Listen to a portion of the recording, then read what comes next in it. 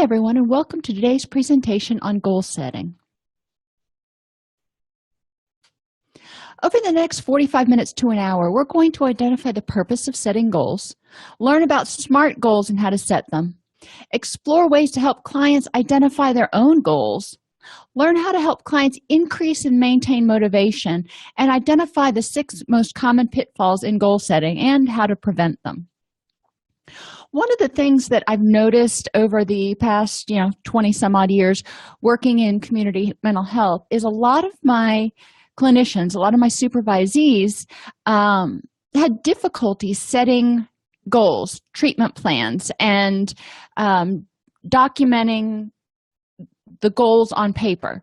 They knew how they wanted to get their client from point A to point B, or at least generally what they wanted to achieve out of treatment, but breaking it down to articulatable incremental goals was a little bit more difficult. So that's what we're going to focus on in the first part. And then we're going to explore ways to teach our clients how to do this because, of course, part of therapy is helping clients learn how to set and achieve their own goals in the future. Goal setting is an integral part of treatment, and it's something we do every day. I mean, you get up in the morning and you're like, you figure out, well, I want to go to, well, maybe not that you want to, you need to go to work today. So you need to get to work, which means you've got to get up, get showered, get dressed, find your car keys, drive in. Those are all incremental steps to getting to work. Now, we don't think about that on a typical day-to-day basis, specifically what we're doing as we're doing it. It's sort of automatic. But it's something that somewhere along the way, we developed this routine in order to get ready for work. There are a lot of other things that we do throughout the day that you can break down into smaller goals. Yesterday, I went home and I had 3 loads of laundry to do. Some of it had to be soaked, some of it had to be pre-treated, some of it had to be taken out of the dryer. So there were a lot of steps leading up to it. So some of the activities you can have people do to get them used to setting goals would be to take some simple daily activities and say, what is your process for getting to work? What is your process for getting clean clothes? What is your process for? And use simple things. Making a casserole is another one. Recipes are pre-printed for you, so there you go. But we want to help people not feel like it's this overwhelming, oh my gosh, complex thing. It's not. It's small goals that will go from knowledge to skills to abilities. Knowledge being you have to have the general knowledge, skills applying it in a controlled setting, learning how to do it like you learn when you're in shop class, you learn how to use power tools, and then abilities, taking it out into the real world, practicing it, and kind of honing those skills. Ineffective goals have a negative impact on self-esteem. So if clients are regularly setting ineffective goals, then they may feel like they can't achieve anything. And that's that all or nothing thinking that we're talking about. Sometimes all of us are going to set goals that we don't achieve. And that's a learning experience. We can look back on it and go, okay, what did I miss? How did I not do this so well? But if you're regularly not meeting your goals, then at a certain point, people either may decide, well, what's the point in setting them if I'm never going to achieve them? Or they may just kind of sit back and go, what's the point in trying? Ineffective goals can make people mistakenly think they're helpless to change anything. So our SMART goals: specific, measurable, achievable, realistic, and time limited.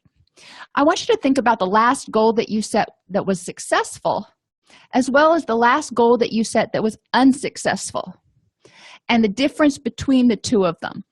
A lot of times we set goals that are not specific enough. We set goals like, I want to start my own business. Okay, well, that's lovely. It's a great goal. But that's kind of big, and we don't know what kind of business you want to start. And there are a lot of other factors that we need to hammer out. Another goal people set is, I want to be happy, or I want to lose weight, or I want to get in shape. And my question to them is, okay, how will we know when you have achieved that goal? We need to be more specific about what is it going to look like, which takes us to measurable. Can we measure when you've met that goal? And we're going to talk about different ways to measure goals as we go through this presentation. Is it achievable? If you want to lose 60 pounds in 30 days, that's probably not achievable. If you want to get in shape for a marathon in 6 weeks, for most people, that's not achievable. So we want to look and see, is this something that you can do? Is it realistic that you could achieve it in that time frame and get it done? Is it something that you're going to be able to do? At this point in my life, I'm not 18 anymore, deciding that I want to be an astronaut, probably not achievable or realistic. So when we're looking at our goals, and obviously most of our clients aren't going to want to be astronauts, but we want to be clear with them that they need to set goals that are achievable for them, not for their Aunt Sally, not for their children, not for whomever else, but for them. What's realistic and achievable? And it has to be time limited. Most of our goals we can break down into smaller sub-goals that can be achieved in a day or in a week. But we don't want to have these super long goals that we won't achieve for 10 years without having some sort of mark point or end point in between. Think about when you went to college or when you went to school. A lot of us went to school for a whole lot of years because we wanted to be in this profession. But first, we had to graduate high school. There was an end point there, time limited. Then we had to go into undergraduate. And if your school was like mine, at 100 hours, they were starting to get antsy and they wanted you out the door. They're like, you can't be a professional student. You got to either go to grad school or get out. So that was time limited. Most people got their bachelor's in a certain amount of time. Master's degree was the same way. It was time limited. You weren't going to stay there and dilly-dally forever, partly just because it was too expensive. But you knew that you were going to achieve it. You knew when you started the program, if you followed this path that they laid out for you, which classes to take which semester, you would be out in 2 years. So if you were in a particularly hard semester, you could think to yourself, all right, there's light at the end of the tunnel. This semester ends in 9 weeks, and I'll be finished with this professor. Or I will be graduating from the master's program in this many years or in this many months, so I can make it through. I've made it through this far. These are the things that are important to consider when setting the goals. When goals are not specific, measurable, achievable, realistic, and time limited, a lot of times people will falter because they will not know when they've achieved their goal, or they'll be trying to reach something that's just not achievable. And then we want to look at motivation, and we're going to talk about that today too, because no matter how wonderful and amazing your treatment plans or your goals are, if you or your client are not motivated, to achieve them, whoever's setting the goal, if the goal setter is not motivated, you're not going to get very far, because motivation by its very definition is kind of wanting to get up and do something. So where do we start? Well, we ask why. Goals are the overarching reason a person begins to do something.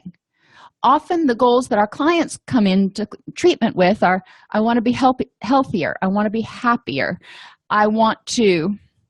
Then we need to break these goals down into manageable, meaningful, observable objectives. How will you know when you have gotten happier? How will you know when you're happier? What's going to be different? It's important to try to phrase goals as adding a positive instead of removing a negative. So I want you to think for a second about punishing a behavior. If you have this little child, and this little child is just wound tight, and he goes over and he starts pushing somebody, and you tell him you can't push that person. He says, okay. And he goes over and he starts moving chairs around. You say, you can't move chairs around. He says, okay. So I can't push people, can't move chairs around. Then he goes over and he starts writing on the board, and you say, you can't write on the board. And he says, okay, I can't write on the board, I can't move chairs around, and I can't push people.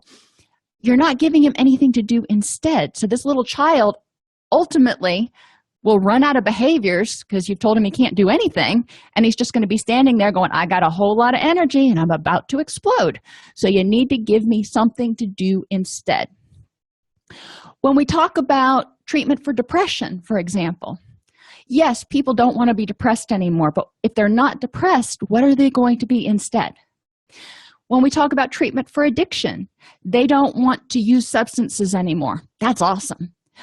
If they're not going to do that, those substances, that behavior was serving a purpose.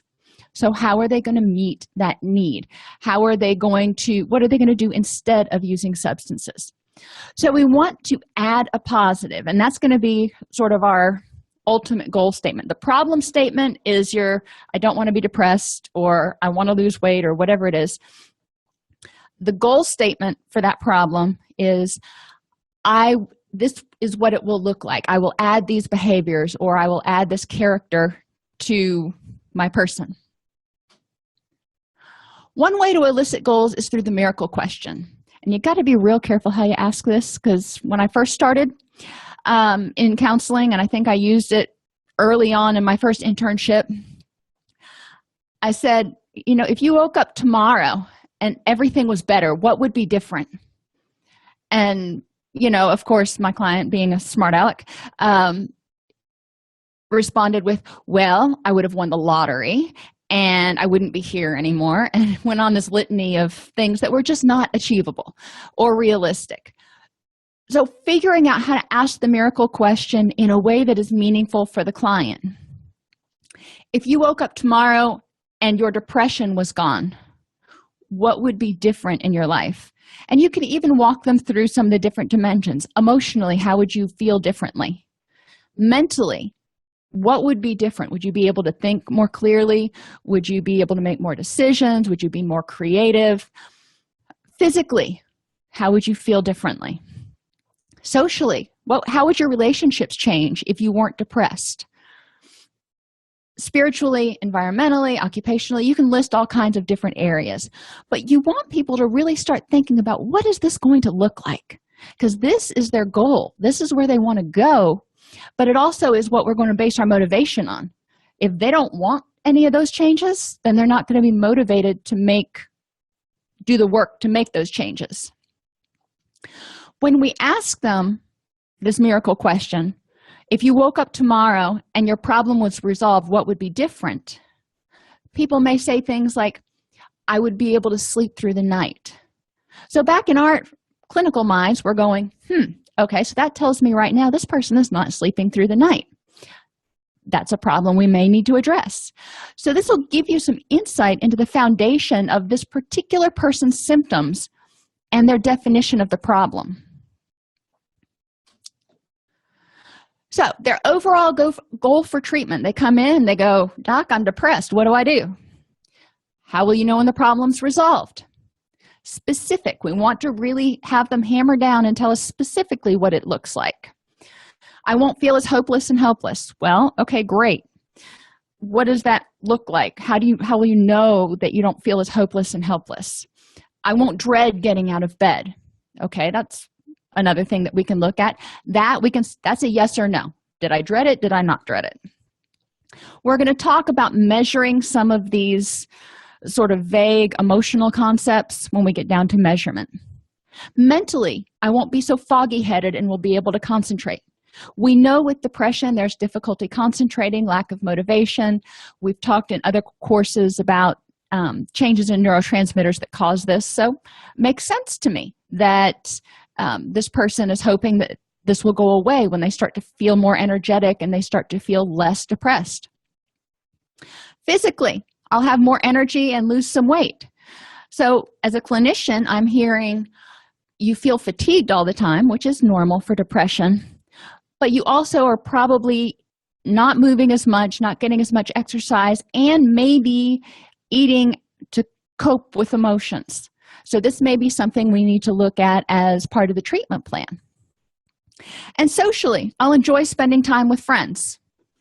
Well, that's good. Tell me about your time with friends right now. What does that look like? Why don't you enjoy it, or what makes you say you don't enjoy it? Help me understand what your life looks like right now and how you want it to look different when we get finished with treatment specifically. So the sub goals, we talked about depression. They need to learn about depression in general. What is depression? What causes depression? Then they need to learn about their specific symptoms, causes, and triggers of the problem. And this is true for just about any issue. If you are buying a house, you learn about the process of house buying in general. And then you learn about what you need to do to buy a house, specifically based on your locale, your credit, your income, and all that other stuff. So you learn the general, and then you learn the specific. And then we want to talk about ways to identify and address specific symptoms, causes, and triggers for the person. So they've said, okay, I'm depressed. I'm not having problems with excessive feelings of guilt. That's not one of my symptoms. Okay, well, then obviously we're not going to focus on that. But what are your symptoms, causes, and triggers? Let's talk about that. What are your symptoms? What do you think causes these symptoms? And by learning about depression, they'll be able to say, well, my nutrition's not so great. I haven't been sleeping well. I've got a lot of stress in my life. They can start identifying things that might be causing it. And then we can explore that in treatment. And we also want to talk about triggers. There are causes, but then there are things that trigger an exacerbation of the depressive episode. So I want to talk about that. What triggers your depression? For me, when I watch those, I'll be at the gym and I'll be on the treadmill or something, and one of those ASPCA commercials will come on, and I can't even watch the TV. I'm like, oh no, I couldn't even make it through the introduction to the book of Marley and Me, let alone watch the movie. So I'm a big sap, and I know that certain things will trigger me to feel depressed. Have people identify what that is for them, because not everybody looks at those ASPCA commercials and, their heart hurts. Then we want to identify ways to address those triggers. And some of the triggers will be addressable, and some of them they're going to have to learn how to cope with. Maybe one of their triggers for their depression is the fact that they are in a financial hardship position right now. Well, we can't make that go away. It's not like the commercial where you can just avert your eyes. They've got to figure out how to deal with it. So then we need to talk in treatment about, okay, how can we make a plan to deal with this and help you cope with it so it doesn't make your depression worse and it doesn't keep you stuck. On the last slide, we asked emotionally how would you feel differently? I won't dread getting out of bed each day. That's a negative. We're taking away the dread. Reframed as a positive, I'll be happy to wake up and face the day. Well, that's great. But we got to figure out first what's causing the dread. Why do you dread going to work? Do you hate your coworkers? Do you hate the drive in? Do you find your job tedious? What is it that causes you dread? And then let's figure out how to deal with it. You never knew treatment planning could be quite so intricate. Anyhow, I will have more energy. So we have the person learn about causes of fatigue and low energy.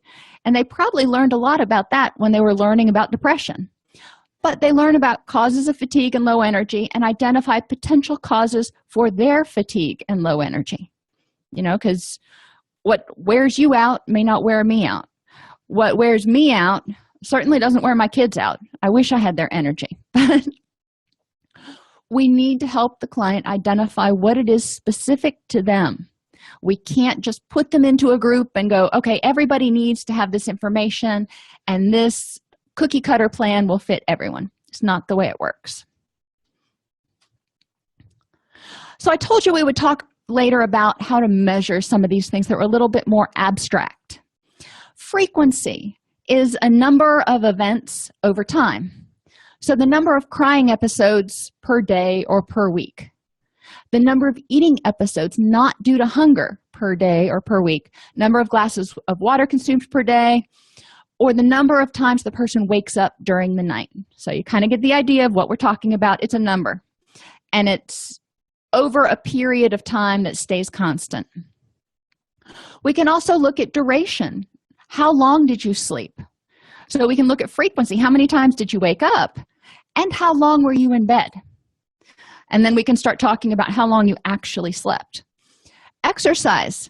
Somebody may exercise 3 times a week, but exercising 3 times a week for 30 minutes each time is different than exercising 3 times a week for 90 minutes each time. So if somebody's trying to increase their fitness level, they may increase the duration of their exercise or the frequency. Same thing with the crying episodes. The frequency, they may cry 3 times a week, or they may cry every single day. But if they go from crying for an hour each time to crying for 2 or 3 minutes, that's a significant improvement. And we see this some with people who are dealing with grief issues. As the grief starts to subside a little bit, and that's overly simplified, but the episodes of sadness will start to dissipate some. And we want to focus on that. Clients will come in and go, yeah, I'm still crying every day. All right, let's talk about how much. And what is the intensity? And go down here. Likert scales can be useful, but there are a couple crucial things to remember. If you give people a 5-point Likert scale, on a scale of 1 to 5 rated, most of the time people are going to pick 1, 3, or 5. And 3 is going to be your most common answer, right in the middle. The most effective Likert scales are 4-point Likert scales, so there is no middle number. And they're anchored. Not only do you have a number, but you have a word or a face or a description of some sort, so the person can go, yeah, that's where I'm at. A little bit, very little, a little bit more than a little, and a lot don't mean anything to me. But that's me. I tend to be a little bit more picky. Try to give people some meaningful anchors for their Likert scale so they can identify really how they're feeling for you.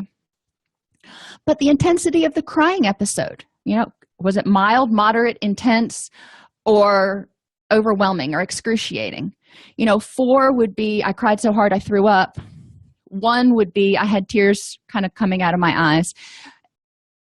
You want to work out with the client what that means or what that looks like for them for each point on the Likert scale. Sleep, you can't really measure intensity of sleep. So that's one you're not probably going to look at, but depression and anger and all of those dysphoric moods and even the euphoric moods. How did you feel? How was your depression? Was it mild, moderate, intense, or just excruciating? You didn't feel like you could go on. Same thing with anger. When I was in residential and we had clients that were on suicide watch, every hour they would have to come in, report to a clinician, and tell them on a scale of 1 to 4 where they were in terms of their suicidality.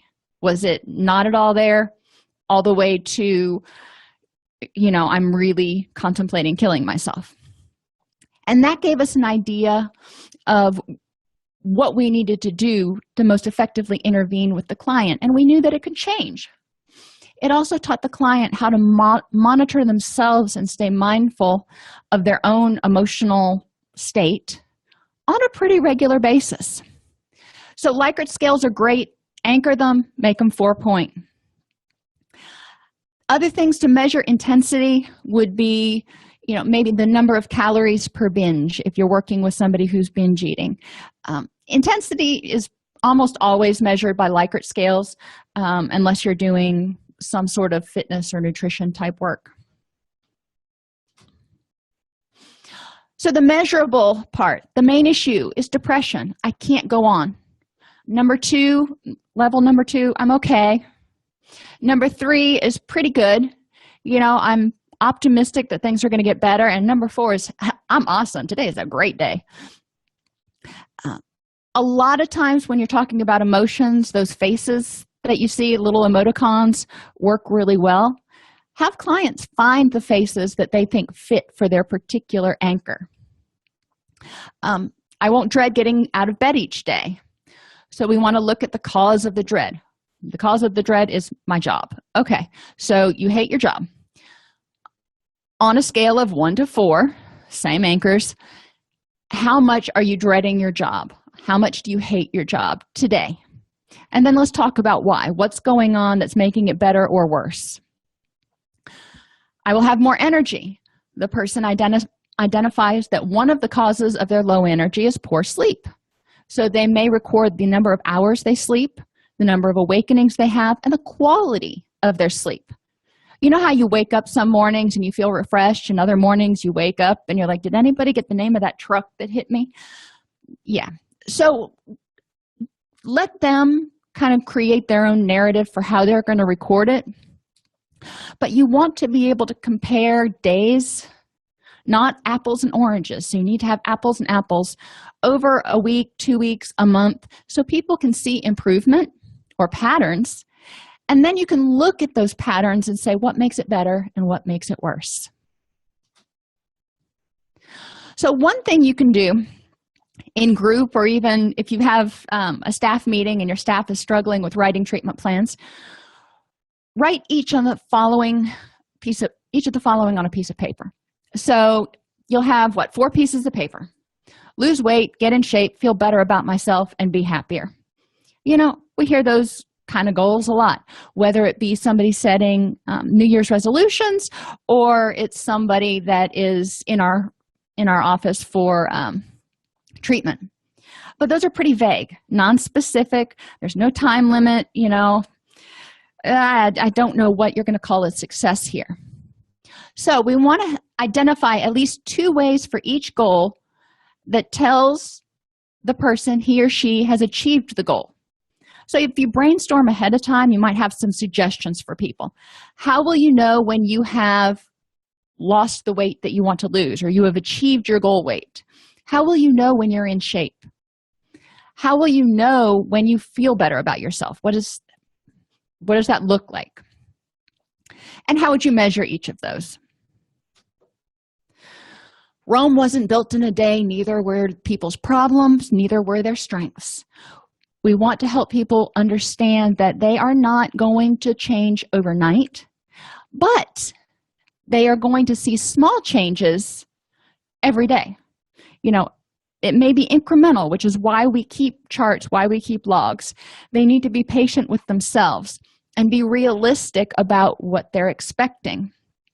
If they've been using drugs for 20 years, they can't expect to achieve true recovery in 28 days. They can get clean and they can start on the road for recovery. If they have been clinically depressed for, a while, in 2 or 3 days, they are not going to be undepressed or happy or whatever you want to call it. They're going to start feeling better, but what does it look like when they've achieved their goal? They're starting at another way you can look at it. You can tell them they're starting at a 1 right now. They want to get to a 10. So the steps along the way to get to that 10, what do we need to do if we're walking up the stairs? Build on prior strengths. So we want to ask them, in the past, when you have had depressive episodes, what's helped? In the past, when you've tried to lose weight, what's helped? We want to focus on something the client is motivated to change. If a client comes into you and says, my boss said I have to come here and talk to you because I've got anger management issues. And, of course, the question is, so do you feel you have anger management issues? No. Well, then anger management is probably not going to be an effective goal. Now, that may be implied in what we end up coming up with as a goal, but we need to understand, let's take a look at why your boss thinks you've got anger management issues. What precipitated those events, and how can we intervene?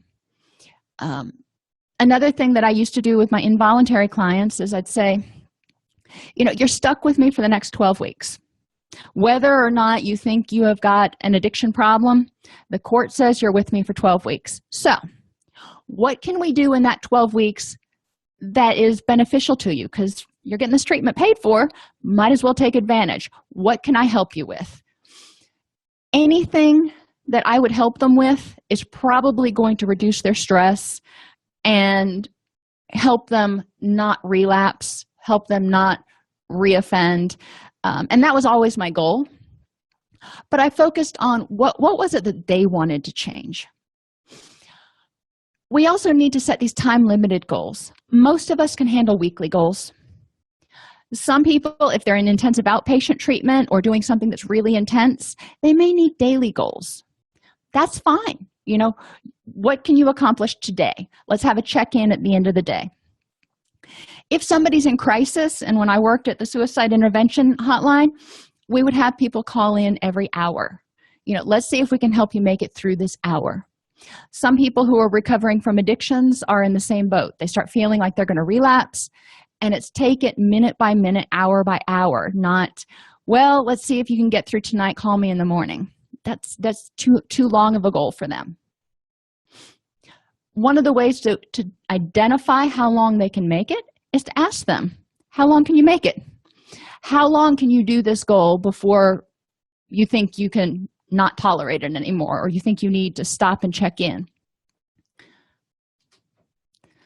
So the hook, we need to make sure we identify who is responsible for doing what, when, where, why, and how. Now, this may not all be on the treatment plan, but it's something we're going to discuss with the clients. If I'm going to give them a book to read, it's not just because I don't want to talk about all that stuff with them. It's because I want them to have the opportunity to read the book, formulate their own ideas, and then we can come back and discuss it. Why is very important. Too often, I see clinicians barking out assignments, barking out activities, you will do this, without any explanation as what's my rationale? Why am I having you do this? A lot of times clients are afraid to ask why, because they feel like they should know, or they're just supposed to blindly follow. I want to empower clients to ask why, because the only way they're going to learn how to set their own goals and achieve their own goals without us in the future is if they understand the whys and the hows, and then the who, what, when, and where, depends on the goal. So who is your client? This is the person that's going to do most of the work. Sometimes you will give them handouts or things, or they will have to come to group with you. What are they responsible for doing, when, and where? If you give them a book, you can't just say, here, read this. You need to give them a book and say, here, read chapter 1, and we will talk about it next week. That's measurable, time-limited, specific. Tell them why they are doing it. Why did you choose that specific book or that specific activity, and what do you hope they're going to get out of it? Which takes us to, how is it helping them meet their ultimate goal?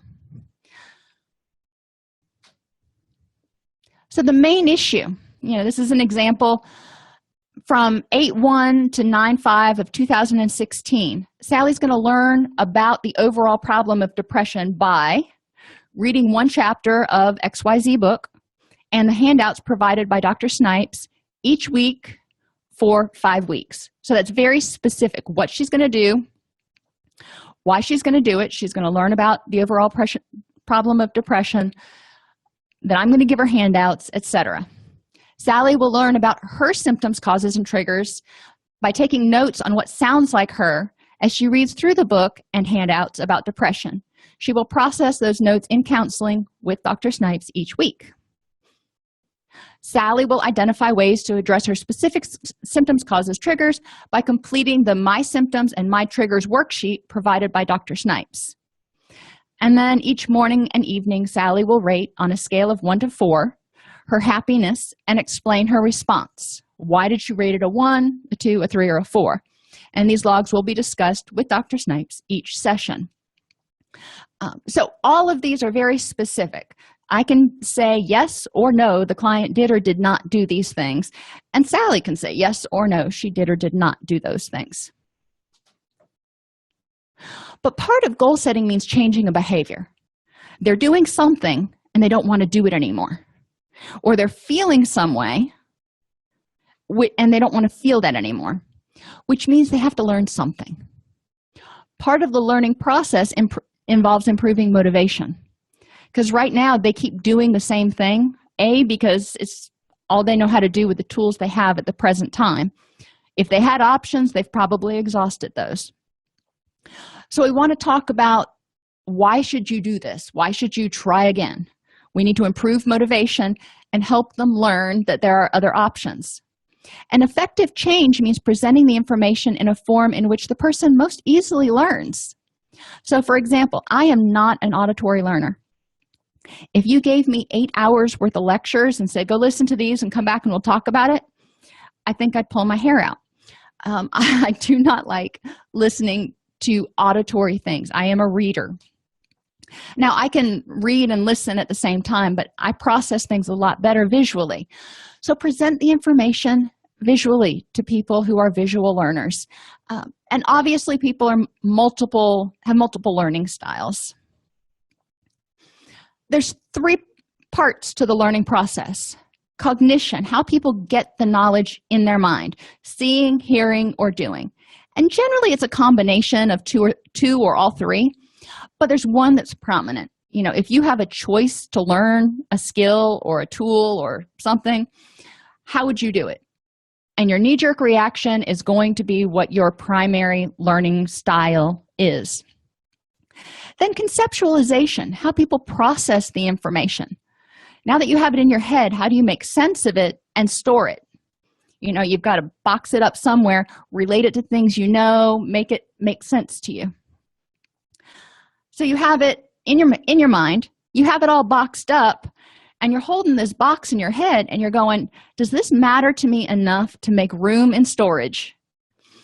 And this is where a lot of people kind of fall down, because they don't have the why do I care? And when I read, for example, when I read a book, when I read lecture notes, I'll read through parts of it and then I will stop and I'll go, what does this mean to me? Why do I care about this? How could I use this to help somebody in the future? Because that's my affective dimension. I do things so I can improve my skills. We need to make the information matter. When I was in undergraduate and I had to take the history of Greek archaeology, you know, I learned that stuff long enough to pass the test. And I couldn't identify any of it now to save my life because it didn't matter to me. It was something I had to do to get my degree. This is important for just about anything, not just goal setting, but when you ask your kids to do something, you know, they hear it and they conceptualize it however they do. It's either this is a pain or, oh goody, I get to do something to help. Probably this is a pain. But then you have to help them understand why it matters to them. Why do you care to remember this information? So our learning styles. Active and reflective is when you process information.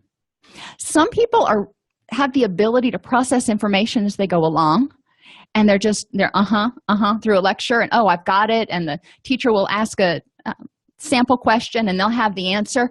I'm sitting back in the back, I'm just kind of taking it all in, going, yeah, this will make sense after class.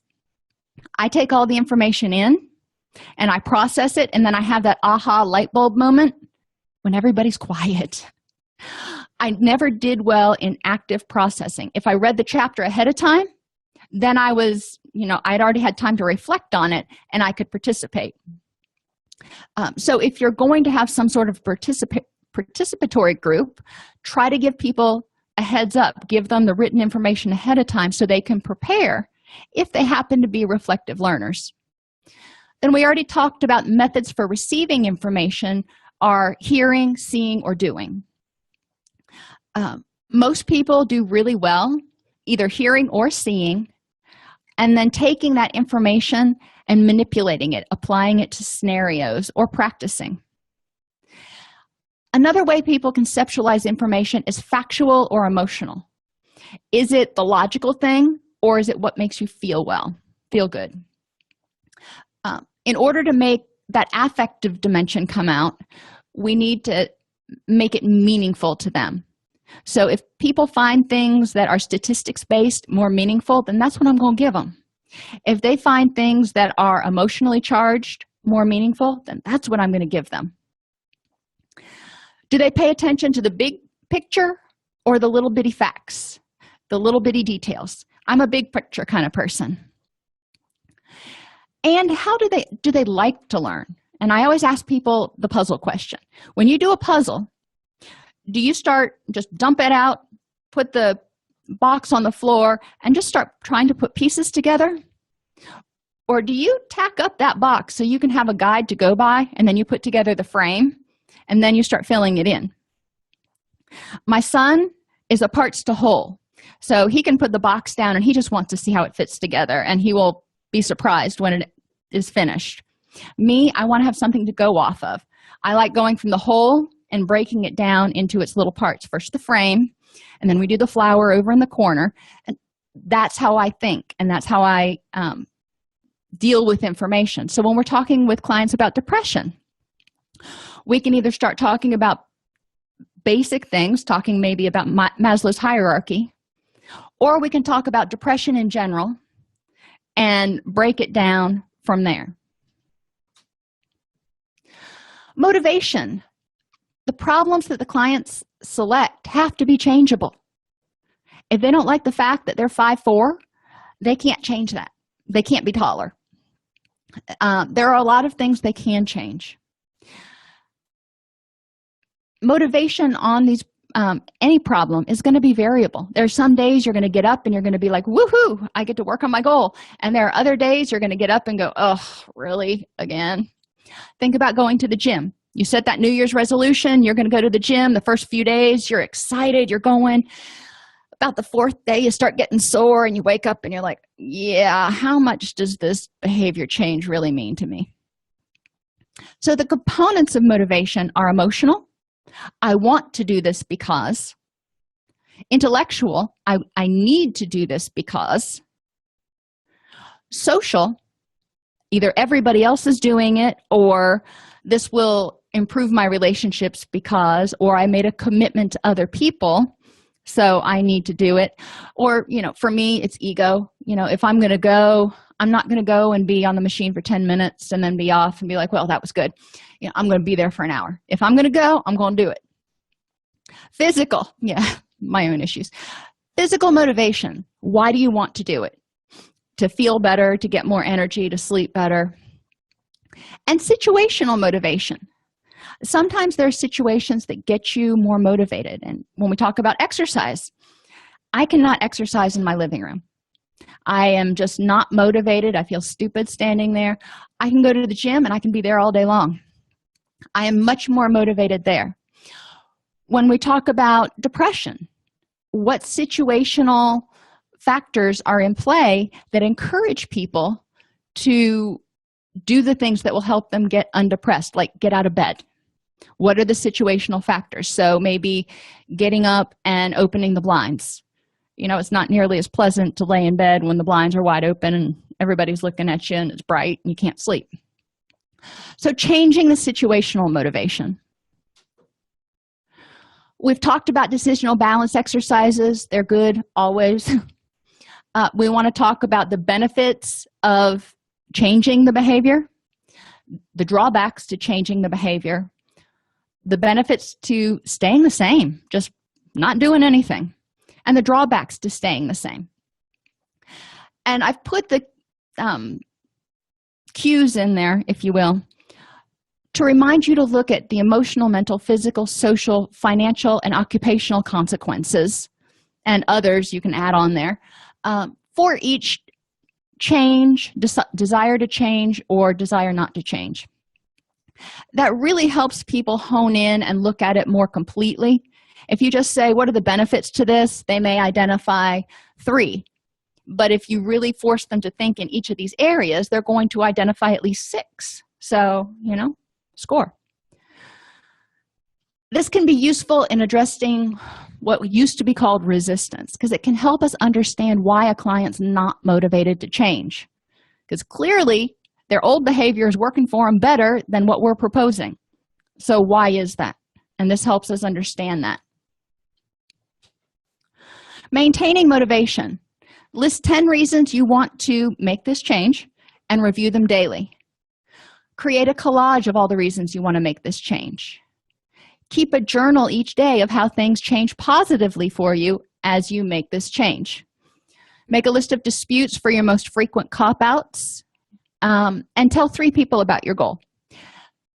Give people this option. They can look and choose what they want to do in order to maintain their motivation. They don't need to do all 5. Intellectual motivation. List 10 reasons you need to do this. Keep written information available that highlights the benefits of whatever you're doing. Have clients research how this change will benefit them. Have them learn how improving their nutrition or improving their sleep will help their depression. List 10 reasons you know you can, and set an end date for each objective. So this is intellectual. This is your planning side. This is your cognitive, rational side we're appealing to. Socially, identify 3 social supports that understand or are willing to learn about whatever issue you're dealing with in this goal. Buddy up. Encourage people with similar goals to support each other in and out of group or class. Now, this can be kind of dicey, especially in substance abuse treatment. Some places say that clients should never associate outside of group, when in reality, they're going to all the same meetings. So your agency will have policies for how that works, but outside of group, but while they're at the facility is also, an option for talking, socializing when they're on their breaks between groups. And plan weekly fun social activities with friends, children, and or pets. You got to have fun. It can't be all work and no play. You don't want to have your nose to the grindstone on this goal all the time without lifting your head up and looking around and going, gee, I'm starting to feel better. Let's, enjoy a day or so. Environmental motivation means creating a positive environment, because the way things look on the outside often reflect how the person feels on the inside. Right now, I walked out of the house today and I was looking around and I was like, oh my gosh, it looked like a hurricane hit. We had sort of a little trauma yesterday in our family, and I was not in the mood to clean. I was not in the mood to go around and pick up stuff. So the way things look on the outside reflected the fact that I was using all my energy to deal with stuff that was going on the inside. Clients are the same way. So if they create an environment that generally is welcoming and clean and smells good, it's going to improve their mood. Sometimes they're not going to have the energy to clean the whole house.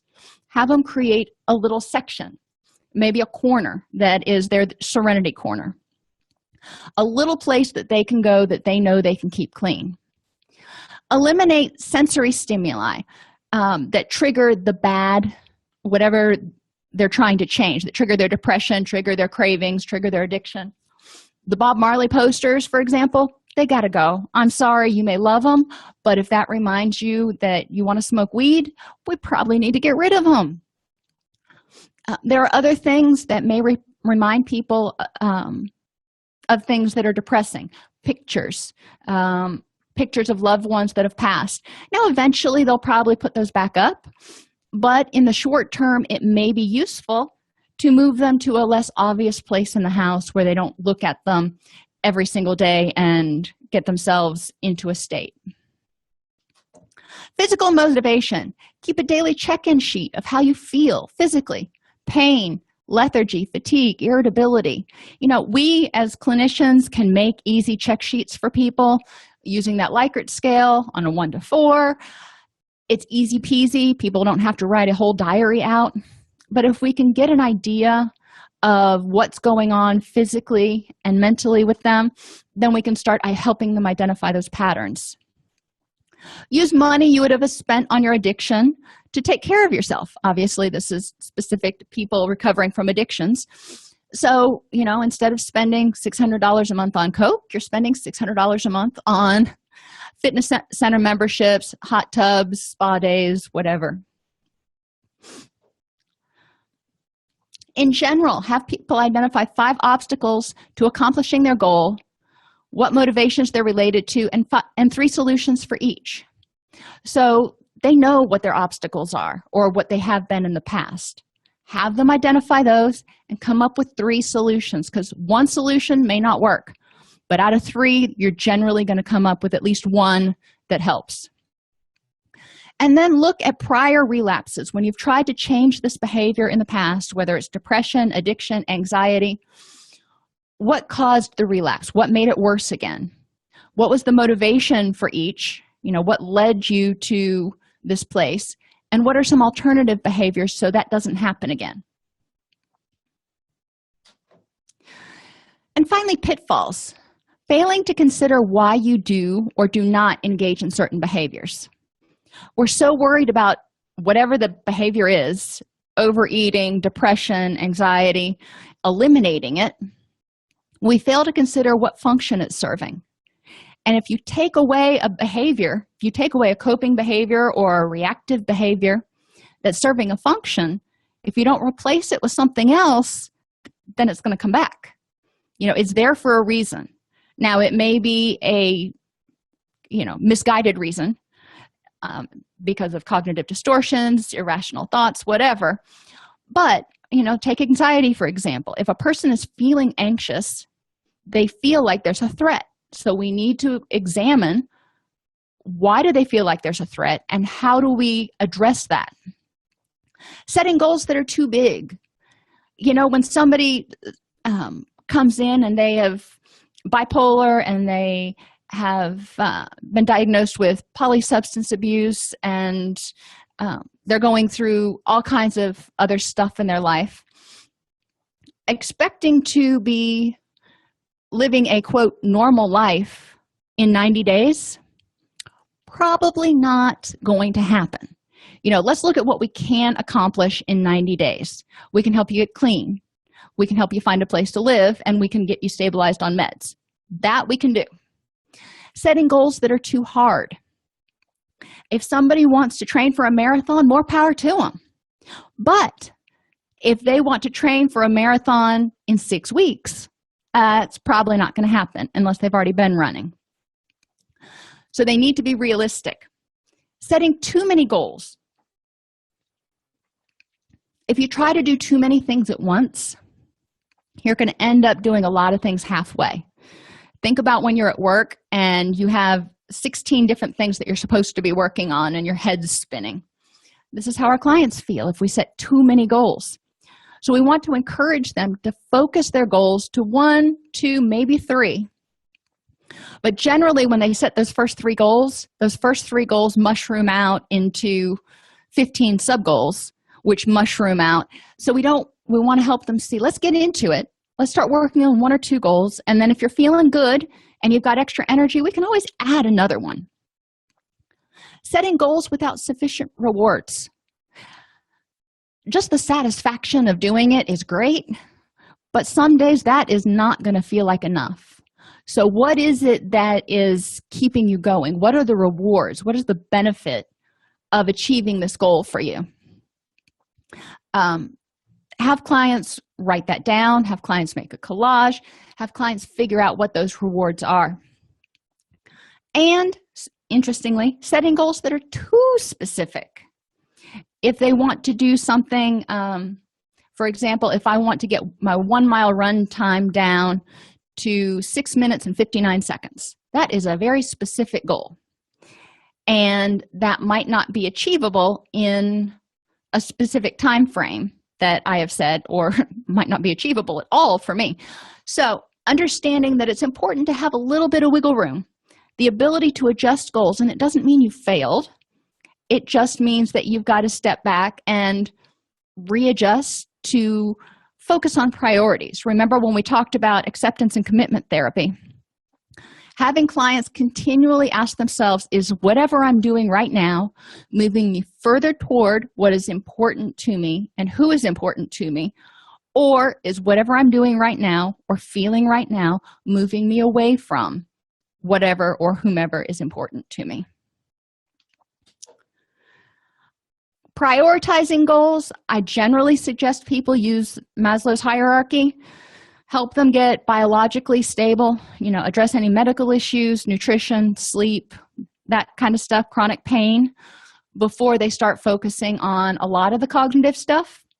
But most times I find that clients want to start focusing on some of the cognitive distortions or irrational thinking or however they phrase it, in addition to the physical stuff. So that often ends up as our first two goals, learning about the depression and learning about health and wellness. So good goals use positive language, address the reasons for not changing as well as changing, are meaningful to the patient, are smart, and use the KSA progression: knowledge, skills, and abilities. Knowledge in general, then knowledge specific to the patient. Skills in general, like REBT, the ABCs of REBT, skills in general. How does that apply with my client? How do I help my client apply that? Well-formed goals guide effective treatment, and making goals SMART help clients improve self-esteem and self-efficacy and see incremental improvements.